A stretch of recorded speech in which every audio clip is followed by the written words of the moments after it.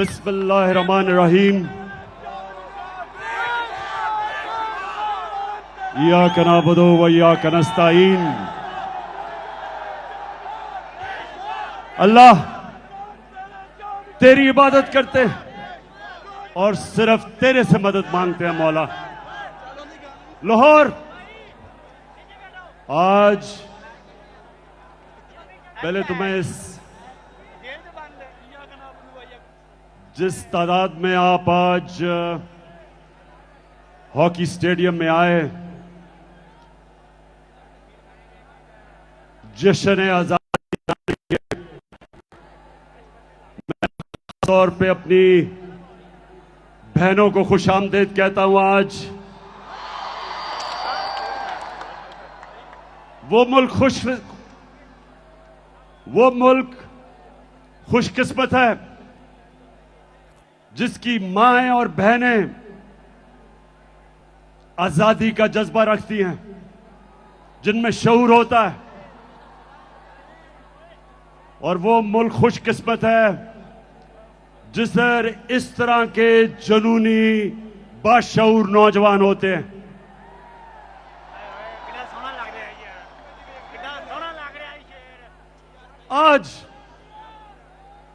आज आपने तहम्मुल से और बड़े गौर से मेरी बात सुननी है। मैंने आज आपको हकीकी आजादी का रोड मैप देना है, रास्ता बताना है। और मैंने आखिर में हमने क्या कदम उठाने हैं हकीकी को हासिल करने के लिए, वो आज मैं सारी कौम को वो रास्ता बताऊंगा। मेरे पाकिस्तानियों, 4 किस्म की गुलामी होती है। 4 किस्म की गुलामी इंसान करता है। कायद आजम मोहम्मद अली जिन्ना ने हमें एक गुलामी से आजादी दिलवाई। आज आप वीडियोस दिखाऊंगा ताकि आपको समझ आए, मैं अपने आप को बेहतर तरीके से आपको समझा सकूं कि मैं क्या कह रहा हूं। तो मैं सबसे पहले एक आपको छोटी सी कायद आजम की वीडियो सुनाना चाहता हूं, जो उन्होंने आज से 75 साल पहले कहा। तो मैं ये चाहता हूं कि उस वीडियो को चलाएं please. Muslims desire freedom more than anyone else because love for freedom, fraternity and liberty is the blood of their must mean freedom both from the British exploitation and Hindu domination. 100 millions of Muslims will never agree merely to a change of masters. तो पाकिस्तानियों, मैं अब उर्दू में बताता हूं कि हमारे कायद मोहम्मद अली जिन्ना ने क्या कहा। उन्होंने ये कहा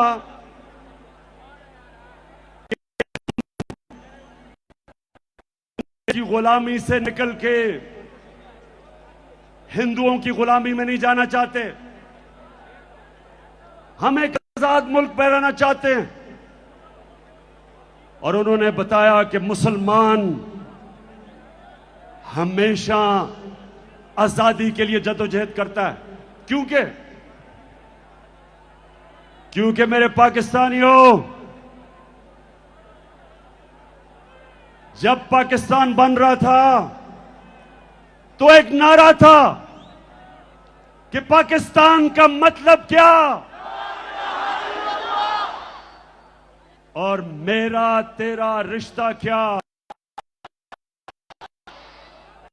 ला इलाहा इल्लल्लाह का मतलब, ये मेरी कौम ये गौर से सुन लो, क्योंकि मैं जो आगे आपको बताने जा रहा हूं, हमने कैसे मुकम्मल तौर पे हकीकी आजादी हासिल करनी है, ये याद रखें कि हम अल्लाह से जब कलमा पढ़ते हैं तो अपना अल्लाह से वादा करते हैं कि अल्लाह तेरे अलावा हम किसी के सामने नहीं झुकेंगे।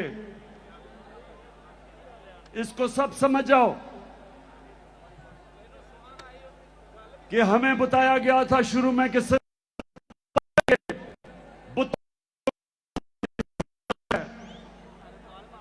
आहिस्ता आहिस्ता हमें समझ आई, जैसे जैसे मेरी उम्र गुजरी तो मुझे समझ आई कि जब भी अपने जमीर का आप सौदा करते हो और राय हक से हटते हो और किसी भी झूठे खुदा के सामने झुकते हो, पैसा बुत और सबसे खतरनाक गुलामी का बुत खौफ का बुत है जो इंसान को गुलाम बना देता है। और कभी भी एक गुलाम कौम ऊपर नहीं आ सकती। गुलाम सिर्फ अच्छे गुलाम बनते हैं। इसलिए बड़ी जद्दोजहद के बाद, लाखों कुर्बानियों के बाद पाकिस्तान बना। मैं ज़मान पाक में बड़ा हो रहा था। लाहौर के लोगों सुनो, उस वक्त जो बॉर्डर क्रॉस करते हुए कत्लेआम हुई, हम बड़े होते हुए कितने लोगों को जानते थे जिनके सारे खानदान कत्ल हो गए, लाखों लोग मरे। हमारा घर नहर पे, ज़मान पाक पे, मेरी वालदा बताती हैं कि वो शाम को जब कभी नहर के ऊपर सैर करने जाती थी तो वहां इतने लोग बैठे होते थे जो हिंदुस्तान से आए और एक एक दुख भरी कहानी सुनाता था कि सारा का सारा खानदान कत्ल हो गया। एक दफा मेरी वालदा ने कहा कि बड़ी औरतें, 5-6 औरतें भागी भागी आ रही थी, उनसे पूछती हैं कि पाकिस्तान आ गया। मेरी वालदा ये पाकिस्तान, और फिर उन्होंने बताया सारे उनके आदमियों को कत्ल कर दिया, जो उनकी नौजवान बेटियां थी उनको उन्होंने अगवा कर लिया, सिर्फ बेचारी वो औरतें बची। तो इस तरह की हमने कहानियां सुनी है। ये कुर्बानियों के बाद हमारा मुल्क आजाद हुआ था। और जो सबसे जुल्म गुलामी करती है, इंसान के इज्जत नफ्स को खत्म कर देती है, एक इंसान में एहसास से कमतरी डाल देती है। हो रहे थे, हमें याद है, हम जाते थे तो लाहौर खाना और पंजाब क्लब के लोग इस तरह रहते थे जैसे वो अंग्रेज हैं। क्लब के अंदर अंग्रेजी बोली जाती थी, सिर्फ बैरों के साथ उर्दू बोलते थे, और जब उर्दू बोलते थे तो वो बिलावल भुट्टो की तरह बोलते थे कि बारिश आटा है।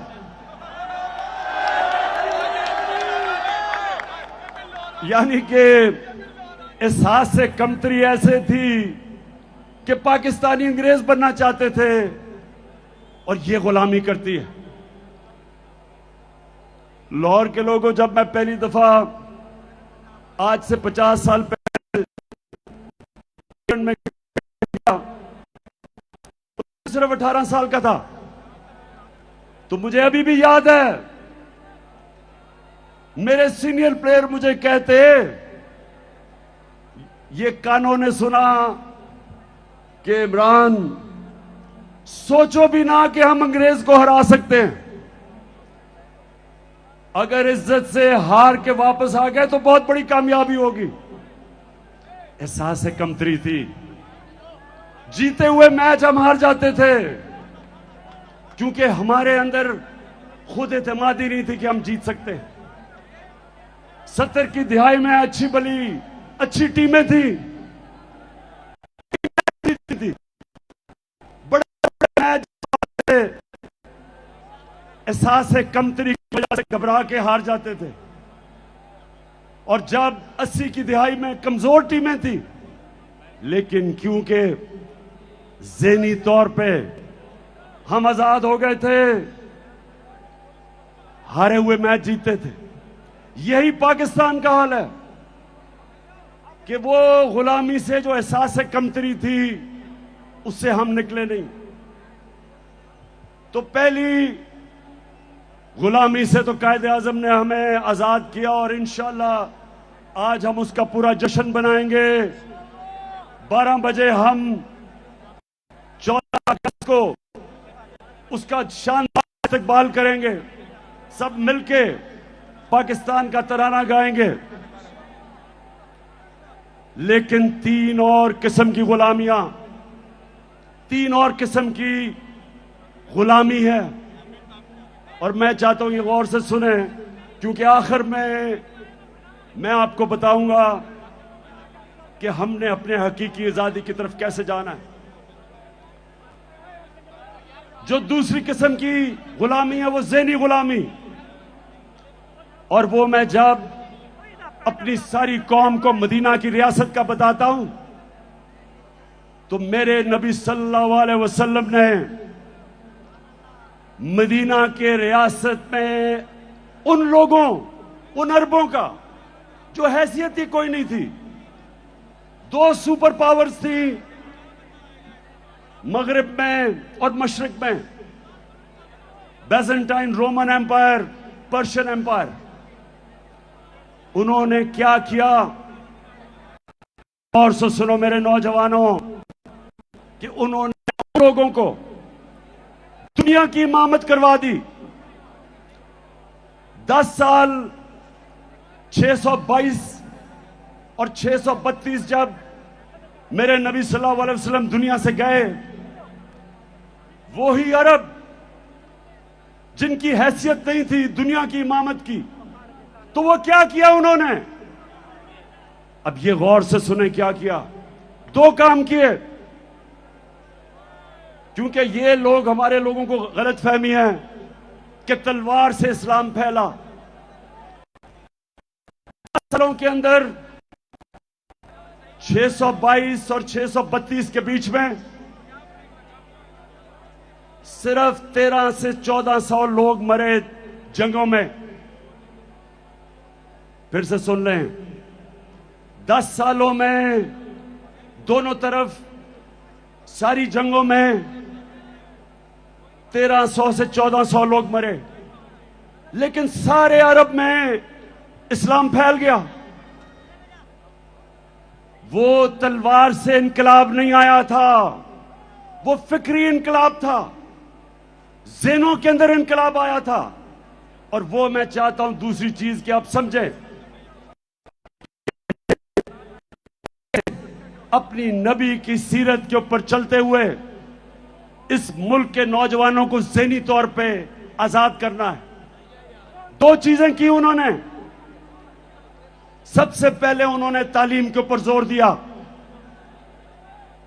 उन्होंने कहा कि अगर चाइना भी तालीम हासिल करने के लिए जाना पड़े, इल्म के पीछे चाइना भी जाना पड़े,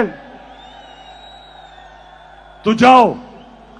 मतलब उन दिनों में चाइना जाना का मतलब कि अपनी जान की बाजी खेलना।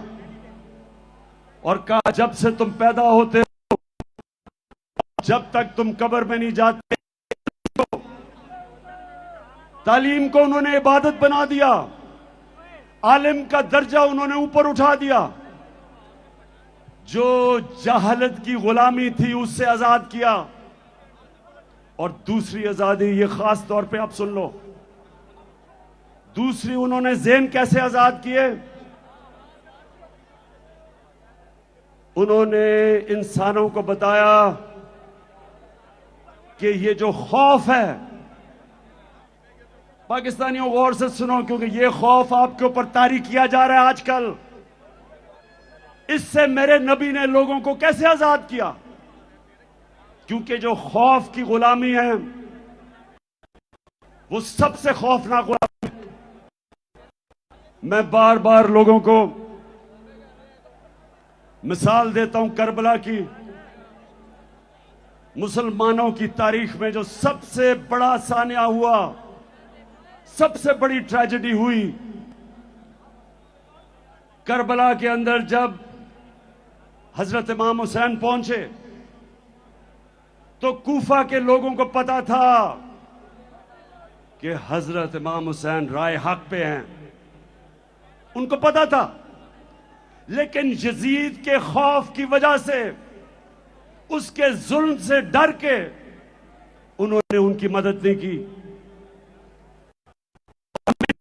के लोगों ने बाद में पछताए कि क्यों नहीं हमने उनकी मदद की और इस्लाम की तारीख की सबसे बड़ी ट्रेजेडी होने दी। तो नबी ने लोगों को कैसे आजाद किया खौफ से? उन्होंने कहा 3 सबसे बड़े खौफ हैं इंसान के।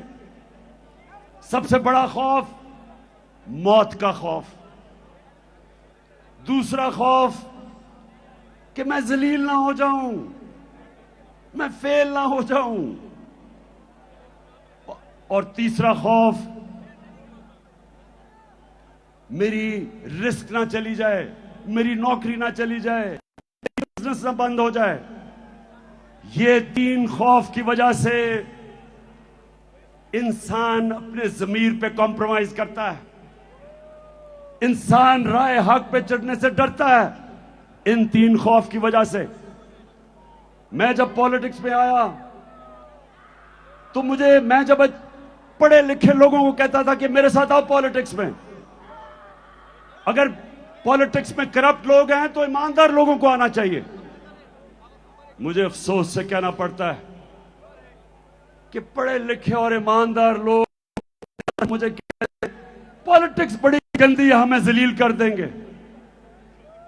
मैं आज भी लोगों को कहता हूं, ये जो मेरे घटिया मुखालिफ 26 साल से मेरे किरदार कुशी कर रहे हैं, 26 साल से मेरे ऊपर इन्होंने हर किस्म का किताबें मेरे ऊपर गंदी लिखवाई, हर किस्म के मेरे ऊपर इन्होंने बदनाम करने की कोशिश की।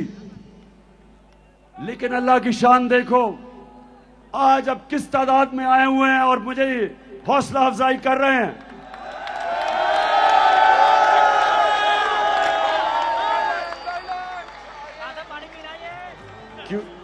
क्योंकि मेरे पाकिस्तानियों,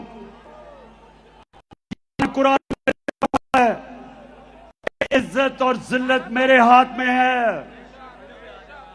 नहीं तो अमीर लोग, पैसे वाले लोग इज्जत खरीद सकते, लेकिन इज्जत नहीं खरीद सकते। और नहीं तो कमजोर और गरीब जलील होते, ऐसा नहीं है। और जिंदगी मौत, यह भी मैं आज आप सबको बता दूं कि आज तक किसी ने कोई बड़ा काम नहीं किया जो मौत से डरता है।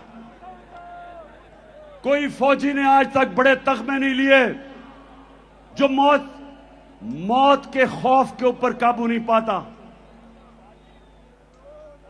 पहला आदमी जो माउंट एवरेस्ट पे चढ़ा था, सबसे ऊंचा पहाड़ दुनिया में, एडमंड हिलरी, उससे पहले जितनों ने भी कोशिश की थी माउंट एवरेस्ट पर चढ़ने की, या वो मर गए थे और या फेल हो गए थे। तो जब वो पहला आदमी माउंट एवरेस्ट पर चढ़ा, उसने अपने मौत के खौफ के ऊपर काबू पाया। और ये मदीना की रियासत में मेरे नबी ने किया, इंसानों को आजाद कर दिया, मौत का खौफ चला गया।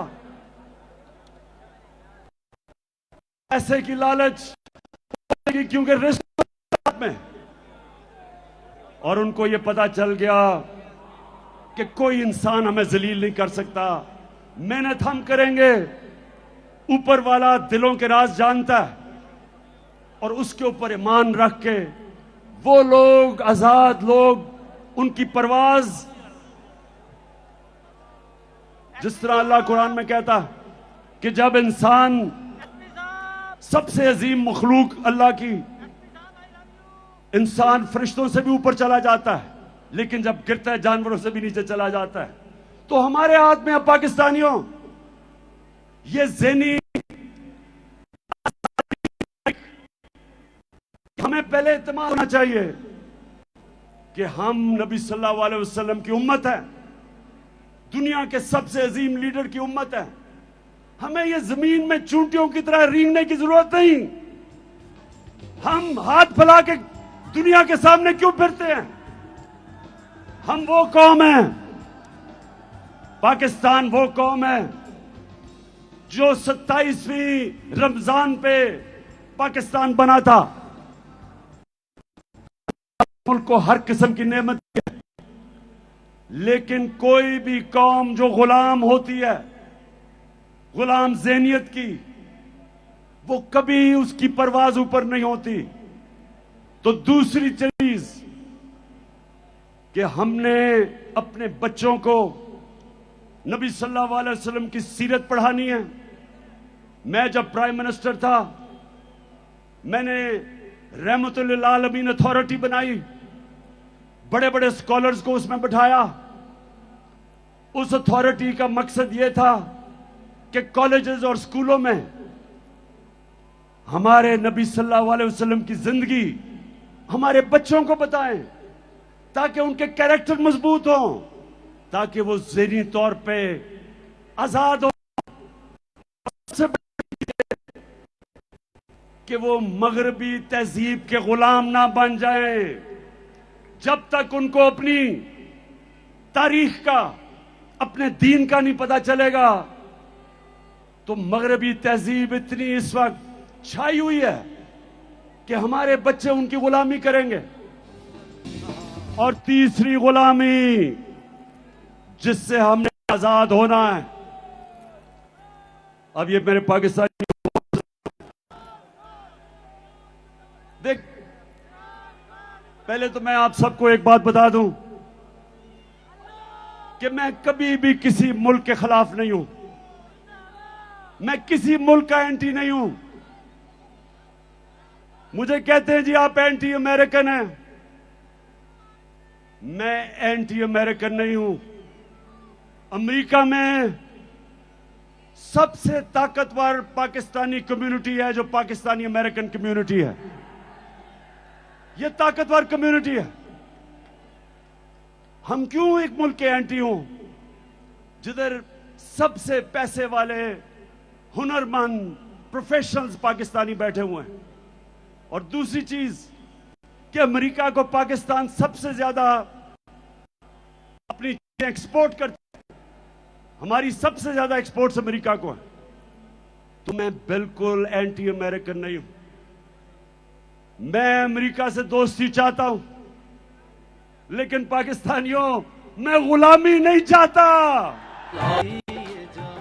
मेरे और बाशऊर लोगों, गौर से अब सुनना। अब मैं अपनी असल चीजों पे आने लगा हूं, गौर से सुनना, क्योंकि मैंने आज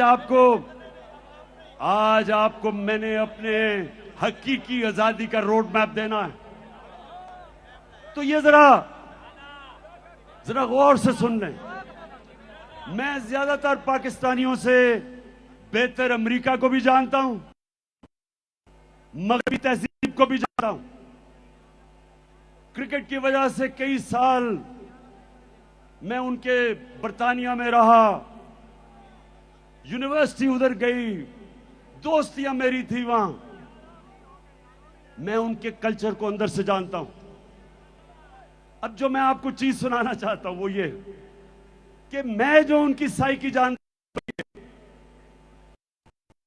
अगर आप उनके पैरों में गिरते हैं वो आपको इस्तेमाल करेंगे। अगर आप उनकी चमचागिरी करेंगे वो आपकी इज्जत नहीं करेंगे। लेकिन अगर आप अपने मुल्क के मफादात के लिए खड़े होंगे उनको अच्छा नहीं लगेगा, लेकिन सियासत में आया आज से 26 साल पहले, 2 वजह से मैं पॉलिटिक्स में आया।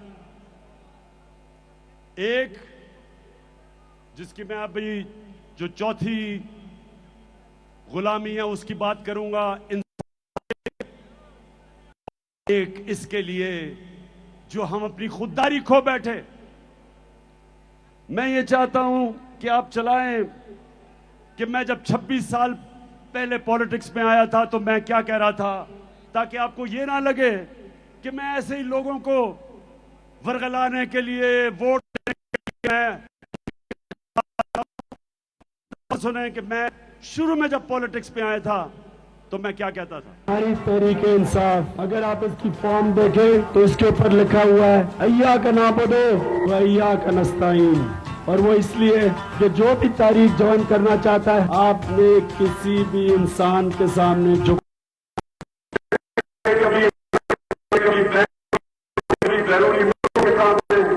मैं आपको ये बताना चाहता हूँ कि तहरीक इंसाफ का नस्ल ये है अय्या का नाबुदो व अय्या का नस्ताईन, यानी कि सिर्फ अल्लाह की इबादत करते हैं और उसी से ही मदद मांगते हैं, इंसानों के सामने नहीं हम झुकते।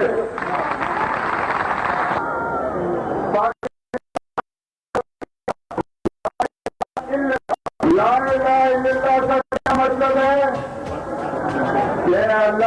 अल्लाह तेरे सिवा किसी के सामने नहीं झुकूंगा। और ये भी मेरा आपसे वादा है, आज तक ना मैं कभी किसी के सामने झुका हूं, कभी आपको किसी के सामने झुका।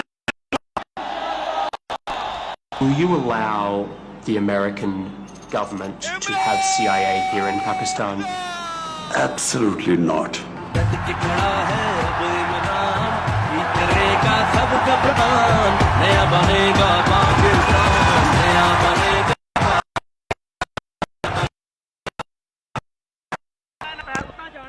मैं ये मेरे पाकिस्तानियों ये आपको इसलिए बता रहा हूं कि मैं वो पाकिस्तानी था जिसको अल्लाह ने सबसे ज्यादा शोहरत दी। पैसा मेरी जिंदगी के मुताबिक बहुत था, मुझे क्या जरूरत पड़ी थी कि अगर मैं जाती मफादात के लिए पॉलिटिक्स में आता, कि जिस इंसान को अल्लाह ने सब दिया था उसको क्या जरूरत पड़ी थी कि 26 साल अपनी जिंदगी के पॉलिटिक्स में गुजारे और इन गंदे लोगों के साथ मथा लगाए।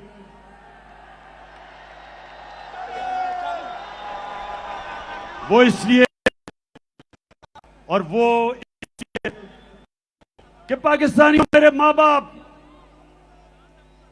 जब मैं बड़ा हो रहा था हमेशा मेरी मां ने और मेरे बाप ने कहा कि तुम्हें अंदाजा नहीं, तुम कितने खुशकिस्मत हो, तुम एक आजाद मुल्क में पैदा हुए।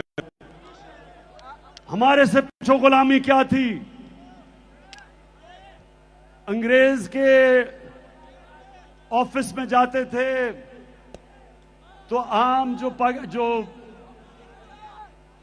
उस वक्त इंडियंस थे, उनके लिए सिर्फ चंद इंडियंस को बैठने की इजाजत थी। अंग्रेज के ऑफिस में आप खड़े रहते थे, उनके क्लब थे, वहां कहीं ऐसे लिखा हुआ था कि इंडियंस और कुत्तों को इजाजत नहीं। ये होती है गुलामी। तो मैं बचपन से इस चीज का मुझे एहसास था और मैंने अपने मुल्क में एहसास कमतरी देखी अंग्रेज की गुलामी की वजह से। और हमेशा मैं क्रिकेट की खेलों में था तो हम वो टीम जो कोई मैच नहीं जीतती थी, क्रिकेट की ग्राउंडों के ऊपर आहिस्ता आहिस्ता एक वक्त आया कि हमने अंग्रेजों को भी हराया, दुनिया को हराया, वर्ल्ड चैंपियंस बन गए। और मुझे फख्र था इस चीज का कि मैं अपने मुल्क को ऊपर लेके गया। लेकिन मुझे हमेशा अफसोस होता था कि जब मैं अपने हुक्मरान कोई बाहर से गोरा आता था, उसके सामने हाथ बांध के खड़े हो जाते थे, शर्म आती थी मुझे। और जब 26 साल पहले पॉलिटिक्स में आया तो ये जो आप सुन रहे हैं, ये आज से नहीं मैं बात, मेरी मोटिवेशन कि अल्लाह तूने मुझे कभी मौका दिया तो मैं अपने मुल्क को पैर पे खड़ा करूंगा, एक खुददार कौम बनाऊंगा और कभी किसी के सामने नहीं झुकने दूंगा। तो मैं अब जरा आपको वीडियोस दिखाऊंगा, जरा संभल के देखना। इन लोगों की मैं बात कर रहा हूं जो हमें शर्मिंदा करते थे, जिनको अपनी तो इज्जत नहीं थी, कौम की भी इज्जत मिट्टी में करते थे। तो सबसे पहले हमारा डिफेंस मिनिस्टर और फॉरेन मिनिस्टर, वो जरा अमेरिका के मुतालिक क्या कह रहा है, जरा दिखाओ। अमेरिका जो है अगर जो है वो चाहे तो इस वक्त पाकिस्तान के लिए इतनी माशी जो है डिफिकल्टीज क्रिएट कर सकता है कि मैं समझता हूँ कि हो सकता है हम जो है ऑयल हमारे पास पैसे ना रहे। ऑलरेडी जो माशी हालात जो है हमारे इंतहाई मखदूश हैं। ये सारे वेंटिलेटर जो है ना ये लगे हुए हैं, अमेरिका की मर्जी से लगे हुए हैं। अमेरिका चाहे तो ये सारे के सारे जो हमें जो इस वक्त ड्रिप्स लगी हुई हैं या वेंटिलेटर लगे हुए हैं, पाकिस्तान ये फॉरेन मिनिस्टर ये कह रहा है कि अमेरिका ने हमें वेंटिलेटर पर रखा हुआ है, जब चाहे वो खींच दे और हम मर जाएंगे।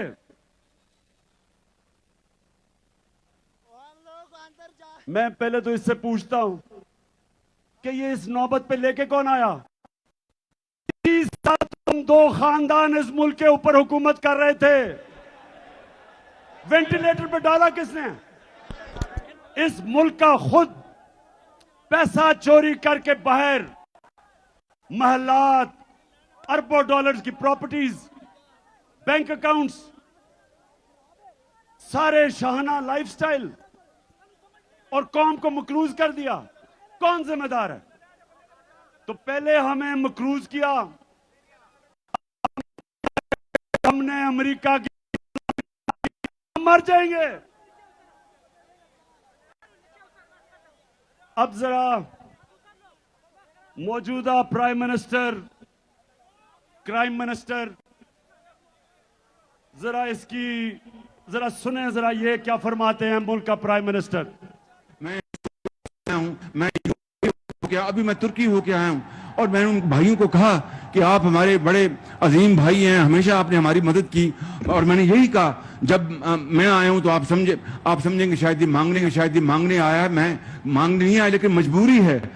जिस तरह माजी में 75 साल में आपने हमारा हाथ बटाया है, कुछ अर्सा आप हाथ बटा। मैंने कहा मैं वादा करता हूं कि इंशाअल्लाह हम पूरी कौम हम मिलकर दिन रात पसीना।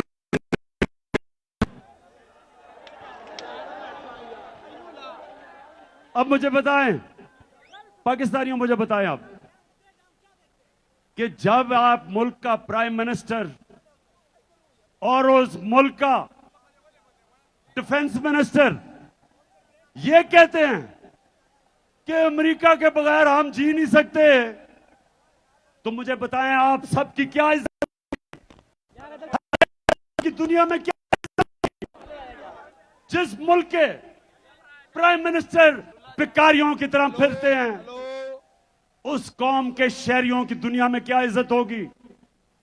और मैं इसलिए पॉलिटिक्स था क्योंकि इंटरनेशनल क्रिकेट खेलता था और पता था कि हम जब दुनिया में जाते थे तो हमारे पासपोर्ट की हमें किस तरह बेइज्जत होना पड़ता था। वो इसलिए कि जब हुक्मरान भिखारियों की तरह अपनी को मकरूज करके और फिर झुके सामने। अब जरा देखें कि पाकिस्तान का प्राइम मिनिस्टर नवाज शरीफ जब प्रेसिडेंट ओबामा से मिला तो जरा उसको फरमाएं, उसकी जरा देखें कि हालत क्या थी।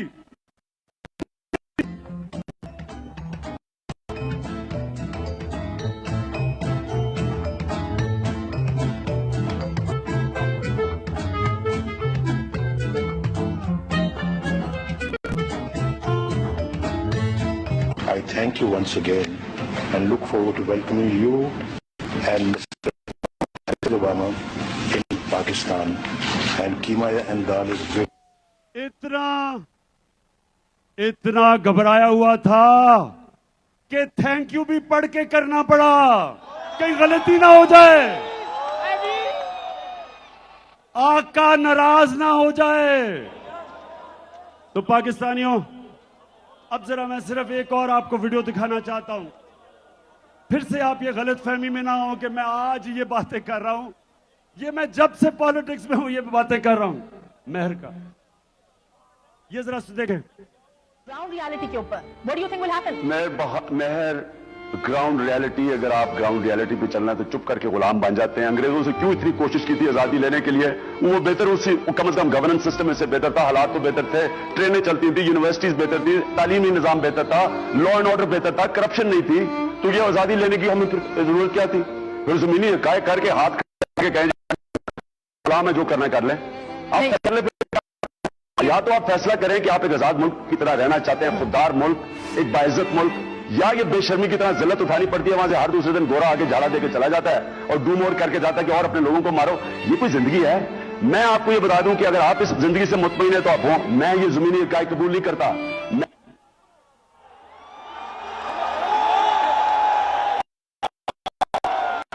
सो पाकिस्तानियों, जरा गौर, अभी 12 बजे तक मैंने अभी जरा आखिर पॉइंट पे भी आना है, लेकिन मैं ये समझाना आपको चाह रहा हूं कि मेरा जो कायद था, कायद आजम मोहम्मद अली जिन्ना, अपनी तारीख की किताबें पढ़ें।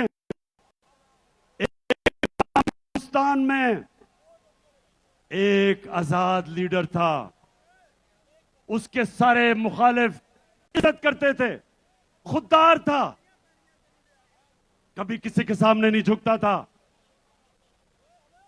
हम उसको लीडर मानते हैं और हम, आप ये सुना, हमने कितनी भारी कीमत अदा की अमेरिका की गुलामी करके। मैं फिर से आज आपको कहता हूं कि मैं अमेरिका से दोस्ती कर रहा था, लेकिन मैं गुलामी करने के लिए तैयार नहीं था। मैंने प्रेसिडेंट ट्रंप से मेरे ताल्लुकात ठीक थे, क्योंकि वो देता था। जब मैं वॉशिंगटन गया, अपनी पाकिस्तानी कम्युनिटी अमेरिकन से पूछे कि जिस तरह का उसने प्रोटोकॉल मुझे दिया, कितने और पाकिस्तानी प्राइम मिनिस्टर्स को दिया पहले, क्योंकि वो इज्जत करते हैं उनकी जो अपनी इज्जत करवाते हैं।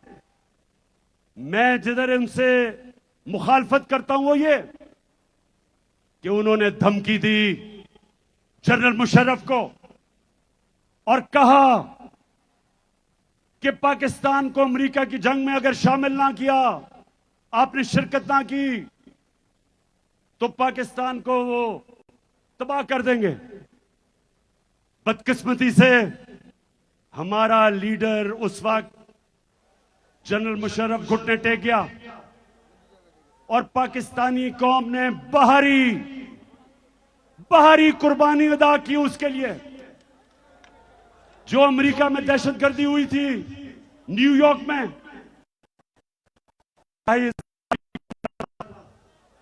उनकी जंग में शिरकत करके 80,000 पाकिस्तानी कुर्बान हुआ। दुनिया की तारीख में पहली दफा गुलामी की यह इंतहा थी कि जंग उनकी लड़ रहे हैं, हमारे फौजी कुर्बानियां दे रहे हैं, हमारे शहरी कुर्बानियां दे रहे हैं, और हमारे ऊपर 400 ड्रोन किए अमेरिका ने। ड्रोन अटैक का मतलब कि देहातों में जाके बमबारी करके लोग मारते थे। कौन सा मुल्क इजाजत देता है? कि कोई और मुल्क फैसला करे कौन सा पाकिस्तान में दहशतगर्द है और आके उसको मार दे।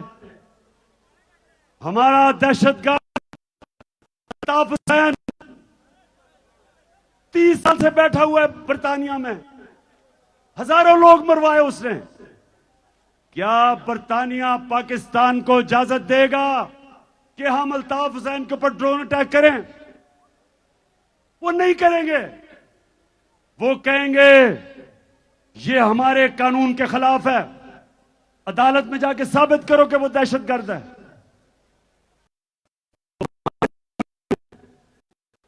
आप फैसला इसको मर्जी।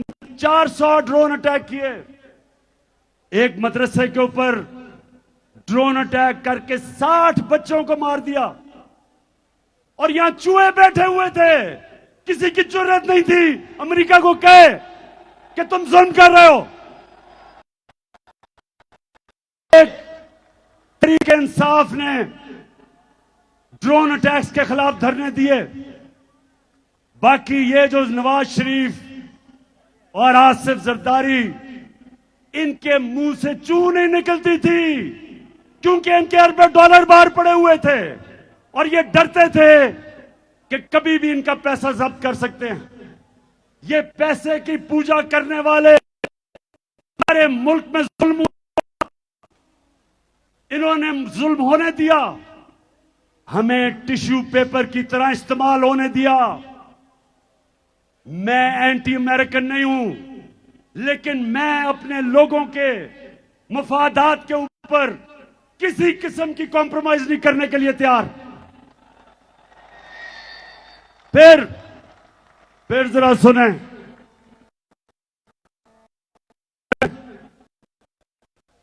हमें हमारे एम्बेसडर असद मजीद वॉशिंगटन में, पाकिस्तानी एम्बेसडर, उसको मिलने आता है एक अमरीकी अंडर सेक्रेटरी ऑफ स्टेट, उसका नाम था डोनाल्ड लू।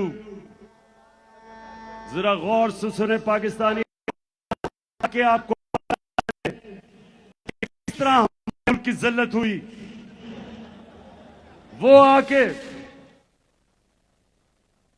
हमारे एम्बेसडर को कहता है कि इमरान खान जो तुम्हारा प्राइम मिनिस्टर है, अगर तुमने अदम एतमाद की वोट पे उसको ना हटाया तो तुम्हें मुश्किलों का सामना करना पड़ेगा। और कहता वो इसलिए कि वो रूस चला गया, रूस का दौरा किया उसने।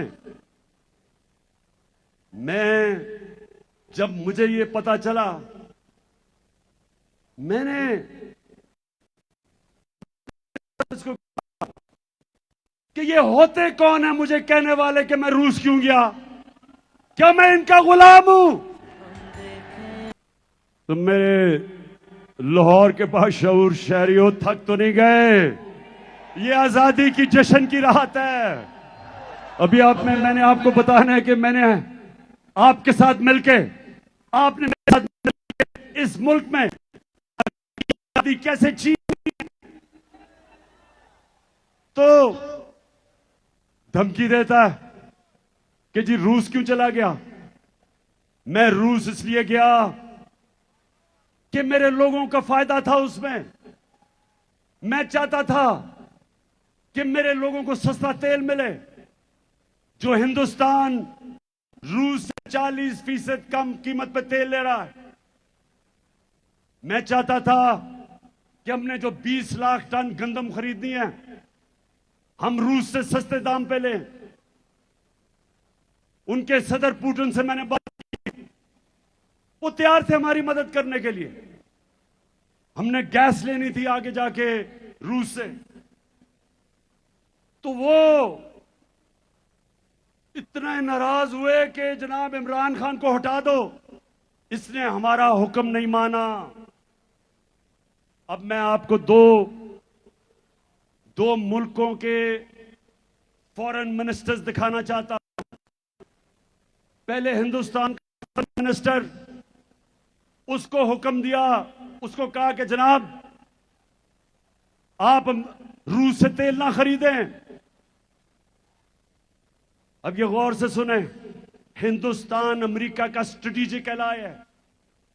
हमारा कोई अमेरिका के साथ अलायंस नहीं है। हिंदुस्तान अमेरिका का स्ट्रेटेजिक एलाय है। और उनको जब अमेरिका ने कहा कि आप रूस से तेल ना खरीदें, तो उनके फॉरेन मिनिस्टर ने क्या कहा, ये देखें।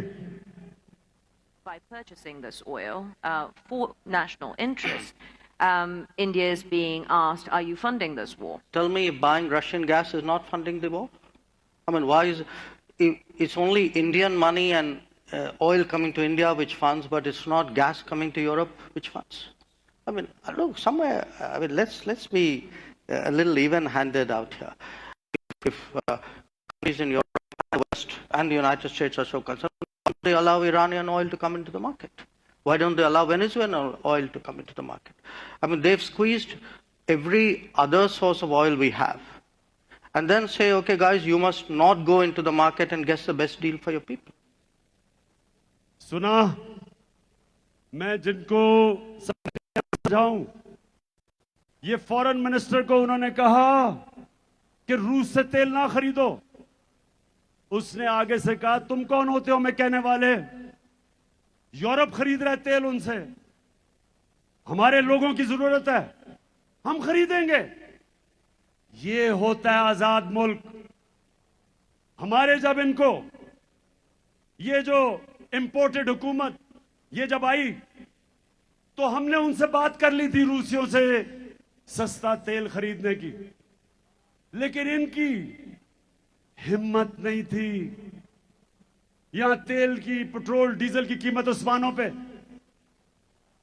जुर्रत नहीं थी कि कहें जी हमारे लोगों के लिए महंगाई है, गुर्बत की लकीर के नीचे जा रहे हैं लोग।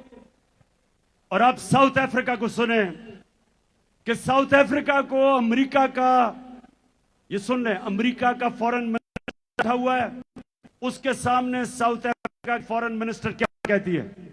When we believe in freedom, as I'm saying, it's freedom for everybody. You can't say because Africa is doing this, you will then be punished by the United States. So that's been a disappointing passage of legislation by one house, and we hope the other house will not agree to such offensive legislation. One thing I definitely dislike being told, either choose this or else. I definitely will not be bullied in that way. No. सुन लिया, उनकी foreign minister कहती कि हमें ना dictation दो कि हम क्या कर सकते हैं क्या नहीं कर सकते। तो अगर वो हिंदुस्तान जो हमारे साथ आजाद हुआ था, उनमें इतनी खुददारी है कि वो अपने लोगों के मफादात के मुताबिक अपनी फॉरेन पॉलिसी बनाते हैं, तो ये हमारे कौन आ गए हैं कि जो उनके पैरों में लेटे हुए हैं? वो अगला कहता है बेगर्स आर नॉट चूजर्स। तो मैं आज पाकिस्तानियों इस गुलामी के खिलाफ हूं। मैं आज वाज़ेह कर दूं कि मैं इस कौम को कभी कभी किसी की गुलामी नहीं करने दूंगा। मैं अपनी कौम को इकट्ठा करूंगा। हम हैसियत कौम उतारेंगे। हम बेहैसियत कौम मिलके अपने पैर पे खड़े होंगे, मुश्किल वक्त गुजारेंगे। आजादी आसानी से नहीं मिलती। आजादी की जद्दोजहद में कुर्बानियां देनी पड़ती हैं। मुझे पता है कि मेरी कौम तैयार है कुर्बानियों के लिए, मुझे पता है। लेकिन ऊपर वो बैठे हुए हैं जो पैसे के गुलाम हैं, और हकीकी आजादी की जद्दोजहद तब तक जारी रहेगी जब इस हुकूमत, इंपोर्टेड हुकूमत को, इस इंपोर्टेड हुकूमत को हम फारग नहीं करते और इलेक्शन नहीं करवाते। हम मिलके इस मुल्क में जद्दोजहद करेंगे। अब चौथी गुलामी, अब मेरे पाकिस्तानियों ये गौर से सुने, ये जो आखिरी गुलामी जिसके लिए हमने हकीकी की जंग लड़नी है, हकीकी आजादी की, ये सबसे ज्यादा एक माशरे में तबाही मचाती है। और वो क्या है? नबी सल्लल्लाहु अलैहि वसल्लम ने मदीना की रियासत में एक तो ज़हनी तौर पे लोगों को आजाद किया, और दूसरा उन्होंने अदल और इंसाफ दे के इंसानों को आजाद किया। जानवरों की बस्तियों में और इंसानों की बस्तियों में क्या फर्क है?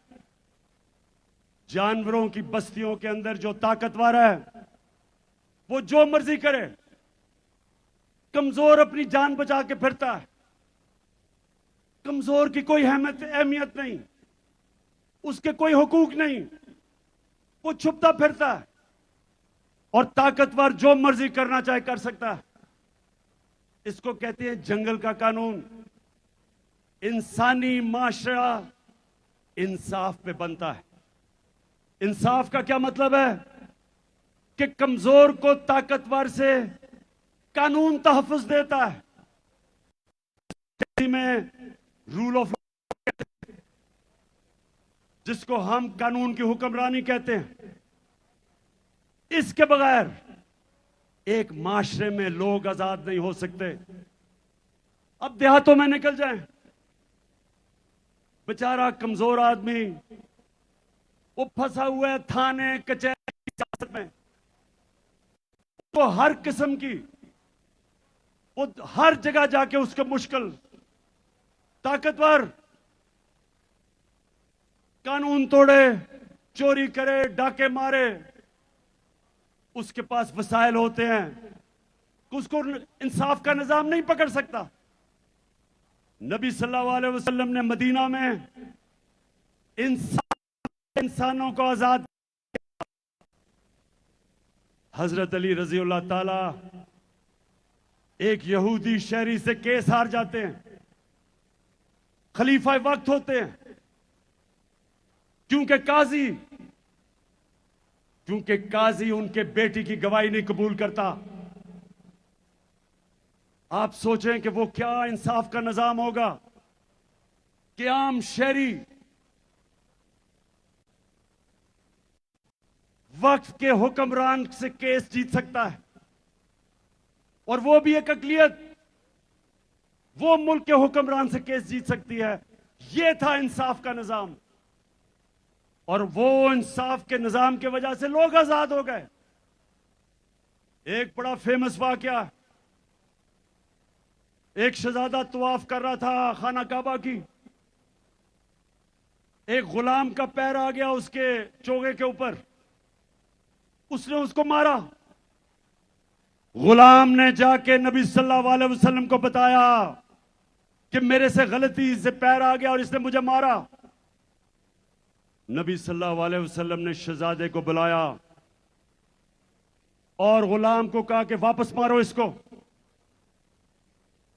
किसी को इजाजत नहीं, कोई कानून के ऊपर नहीं। मेरे पाकिस्तानियों, इस तरह वो आजाद हुए थे, इस तरह वो माशरा, दुनिया में आजाद लोगों का माशरा ऊपर उठ गया था। हमारे मुल्क में जब तक हम हुकूक नहीं देंगे, कमजोर को ताकतवर से तहफ़्फ़ुज़ नहीं देंगे, हम लोगों को आजाद नहीं कर सकते। ये बदतरीन गुलामी है। हिंदुस्तान की तारीख, जो ऊपर से आता था, जो भी अटैक करता था हिंदुस्तान को, वो सीधा पहुंचता था पानीपत, जिधर जाके जंग लड़ी जाती थी पानीपत की। क्यों? क्योंकि लोग मुकाबला करने के लिए तैयार नहीं थे, क्योंकि वो गुलाम थे। सिर्फ आजाद माशरे अपनी आजादी के लिए लड़ते हैं। तो मेरे पाकिस्तानियों, मैं अब आपको एक वीडियो दिखाने लगा हूं कि हमारा पुरअमन एहतजाज था 25 मई को। उसमें हमारे पुलिस ने क्या किया? हमारा हक था पुरअमन एहतजाज करने का। ये 3 दफा हमारे दौर में 3 दफा धरने दिए गए। 2 दफा फजलुर रहमान ने, 1 दफा काम पे टांगनी बिलावल ने, एक दफा 2 दफा डीजल ने, एक दफा काम पे टांगने वाली ने।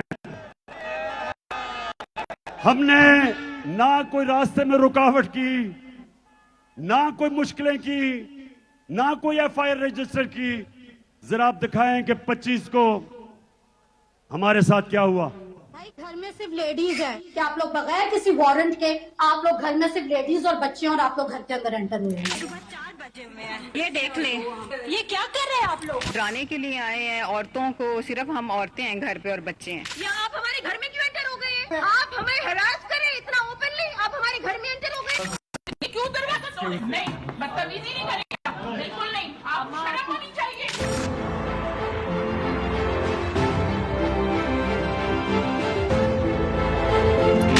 तो नहीं कि 40 के 40 मर्द और गुंडों की तरह घरों के अंदर दरवाजे टाप के गेट तोड़ के अंदर घुस गए हैं। हम पे बदतमीजी की है, तशद्दुद किया है, इतना मुझे मार के इतने बुरे तरीके से मेरी बेटी को थप्पड़ मारा है। पुलिस वाले पुलिस वैन में डाले में आए हैं 8 बंदे, और वो मेरे गेट के ऊपर से एक तो चढ़ के पार हुआ है, फिर उन्होंने डाला मारा, मेरा गेट तोड़ दिया। क्या हुआ?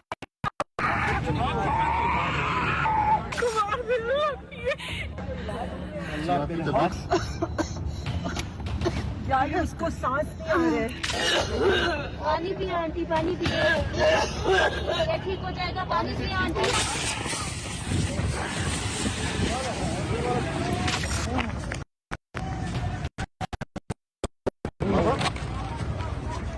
बगैर तो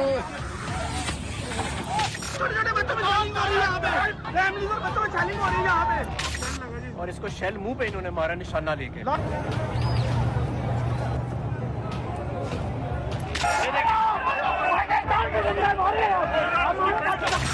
गिर जाएगी भाई, गिर जाएगी।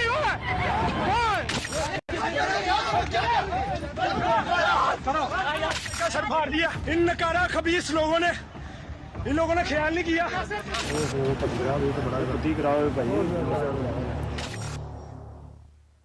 अच्छा, अब ये जो अभी आपने देखा, एक पुरअमन एहतजाज जमहूरियत के अंदर, पहले हुकूमत गिराई, पुरअमन एहतजाज किया, और इस तरह का इस मुल्क की पुलिस ने मुल्क का आइन भी तोड़ा, मुल्क का कानून भी तोड़ा, और कमजोरों के ऊपर दहशतगर्दी की, खौफ फैलाने के लिए। अब मैं जरा एक और, अभी हालिया में शाज गिल, उसको उठा लिया, चले वो कानून के सामने जाएगा, लेकिन तशद्दुद किया उसके ऊपर। उसको हर इंसान को मौका मिलना चाहिए अपने आप को बेकसूर साबित करने का। ये तो इंसाफ का निजाम है, इंसाफ का तकाजा है। उसको तशद्दुद किया, लेकिन सबसे खौफनाक चीज उसके ड्राइवर की बीवी और उसकी, ये जरा आप देखें।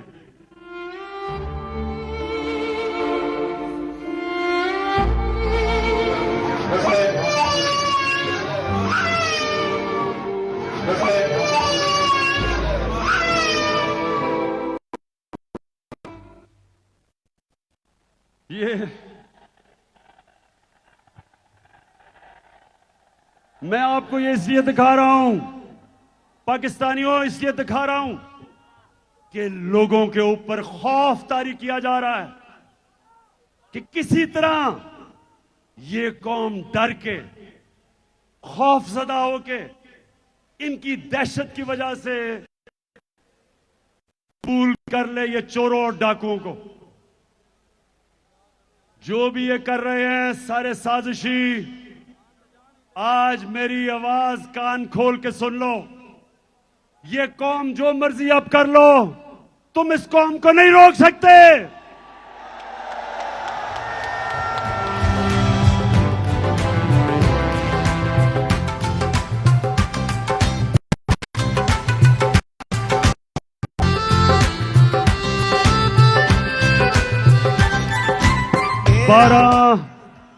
बारह बज गए हैं, लेकिन मैं आपसे 5-7 मिनट के बाद बात करके फिर हम सारे कौमी